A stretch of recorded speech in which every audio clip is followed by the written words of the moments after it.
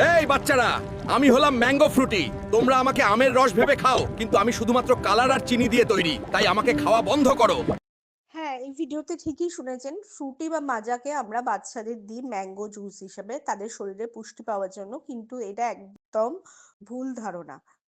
বাচ্চারা ফ্রুটি আর মাজা খেতে খুব পছন্দ করে এবং বাবা মারাও ভাবে ফ্রুটি মাজাতে দিলে বোধহয় তার শরীরে ম্যাঙ্গো জুস যাচ্ছে। এটা একদম ভুল। চলুন দেখে নিই ফ্রুটি ও মাজার ক্ষতিকর দিকগুলো।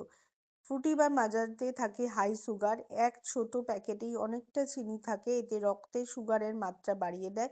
ছোট বয়সেও কিন্তু ডায়াবেটিসের ঝুঁকি আসতে পারে। মোটা হওয়া ডায়াবেটিসের ঝুঁকি ভবিষ্যতে বেড়ে যায়। দাঁতের ক্ষতি, চিনি অ্যাসিড দাঁতের ক্ষয় বা ক্যাভিটি তৈরি করে।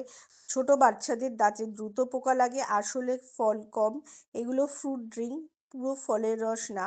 আসলে আমের পরিমাণ খুবই কম থাকে, জল ও চিনির পরিমাণ অনেকটাই বেশি থাকে। পুষ্টিগুণ খুবই কম। প্রিজারভেটিভ ও কৃত্রিম উপাদান প্রচুর পরিমাণে ব্যবহার করা হয়।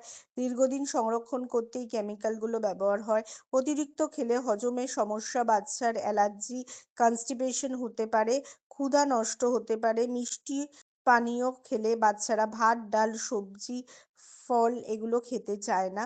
পুষ্টির ঘাটতি হতে পারে। তাই বাচ্চাদের এই প্রিজারভেটিভ ফ্রুটি বা মাজা থেকে যত দূরে রাখবেন, ততই আপনার বাচ্চা সমস্ত ক্ষতিকর স্বাস্থ্যের ক্ষতি থেকে বাঁচবে।